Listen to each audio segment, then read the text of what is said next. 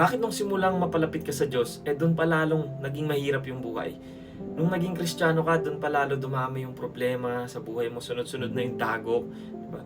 Nung tinatry mong mapalapit sa Diyos, nung araw-araw ka na nagbabasa ng Bible, active ka na sa pagpunta sa church, tinatry mo nang sumunod sa mga utos niya, tinatry mo nang sumunod sa kalooban niya, doon pa dumami yung problema sa anak, sa pamilya, sa career, sa business, sa trabaho. Bakit ganun? Diba? It doesn't make any sense. Alam nyo, isa rin po yan sa mga tanong ko before. No, bakit ganun? Yung mga unbeliever pa, diba? Parang yung mga unbeliever pa yung nagpa-prosper, maganda yung buhay, yung mga hindi naniniwala sa Diyos. Anong nangyayari? Babasahin po natin yung isang chapter sa Bible, sa Book of Psalm. Alam nyo, yung psalmist dito, this is the exact same question ang tinatanong niya sa Diyos. Sinasabi niya dito na, Lord, parang bibigay na ako. Bakit ganito yung nangyayari sa buhay ko? Sinusunod naman kita. At marami pong tao na ganito yung na-experience. At may mga kakilala po ko na iniwan nila yung faith nila. Kasi nung nagsimula silang mapalapit sa Diyos, sunod-sunod yung problema nila. Parang it doesn't make sense. Napapa-question sila. Kaya sabi dito ng psalmist niya sa verse 3, For I envied the proud when I saw them prosper despite their wickedness. They seem to live such painless lives.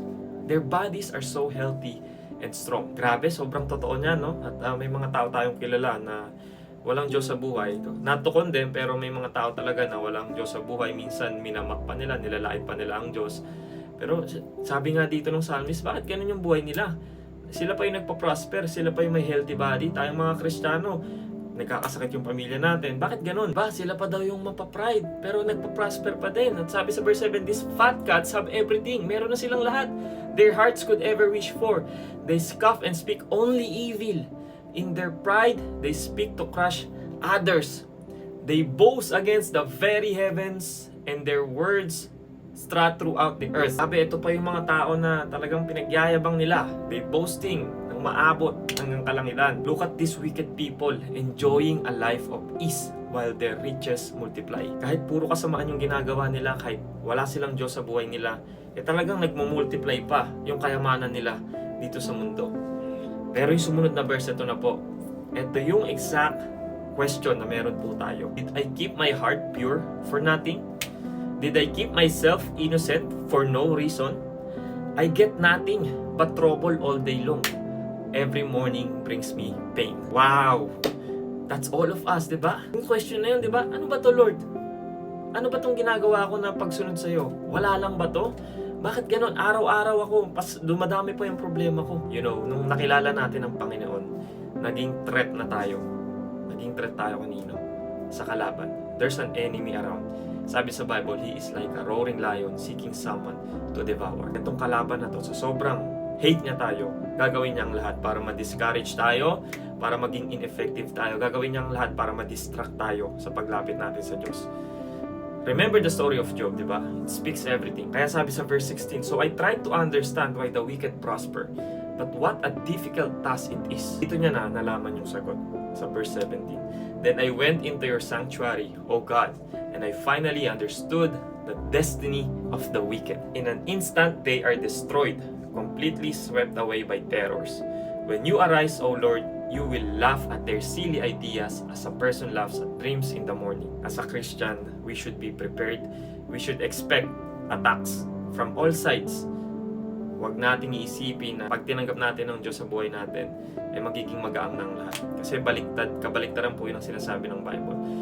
Sabi sa Bible, we will face trials and tribulations. At malinaw doon, no, wala po tayong reason para kainggitan yung mga unbelievers na nagpa-prosper. Because their destination is destruction. Sabi doon, in an instant, they are destroyed. Sabi sa sumunod na verse, tinatawanan sila ng Panginoon. And I realized that my heart was bitter, and I was all torn up inside. I was so foolish and ignorant, I must have seemed like a senseless animal to you. Alam niyo, maghihirap po tayo dito. Pero kapag nakahawak tayo sa pangako ng Diyos na eternal life, alam natin na ito temporary lang. Yung mga nangyayari dito, temporary lang to. Lahat to, papanaw, lahat to mawawala. Yung mga meron tayo dito mawawala. Pero yung reward natin, nasa langit, eternal po nun. Walang makakanakaw nun, at ang Diyos po ang magbibigay sa atin nun. Yet I still belong to you. You hold my right hand. You guide me with your counsel, leading me to a glorious destiny. Whom have I in heaven but you? I desire you more than anything on earth. May mga times po na hindi na natin naiintindihan yung mangyayari sa buhay natin. Kahit na Diyos naman yung inuuna natin. Diba? But sabi sa Bible, what we suffer now is nothing compared to the glory that He will reveal to us later. My health may fail and my spirit may grow weak, but God remains the strength of my heart. He is mine forever. Sabi po sa huling verse, but as for me, how good it is to be near God. I have made the sovereign Lord my shelter, and I will tell everyone about the wonderful things you do. Amen to that. Yung worship po natin, yung praise natin, yung pagpupuri natin sa Diyos, hindi po yan nakabase sa circumstance natin. We praise Him for who He is and for what He has done for us. Diba? Niligtas niya tayo sa tiyak na kamatayan, which is yung impyerno. Yung mga nangyayari po sa atin dito sa mundong to, temporary lang lahat yan. Ang pangako ng Diyos, bibigyan niya tayo ng glorified body kung saan hindi na tayo iiyak, hindi na tayo masasaktan, hindi na tayo mamamatay, hindi na tayo makakaramdam ng overthinking. Kaya sabi sa Bible, count it all joy. Maging joyful ka, maging masaya ka kapag nakakaramdam ka ng trials and tribulations. Dahil doon tayo mag-grow, doon tayo didepende sa Diyos na siya lang ang kailangan natin. Kaya laban lang kapatid. The devil may attack you sa mga temptations, sa mga problema na dumadating sa buhay mo para ma-discourage ka, para ma-distract ka.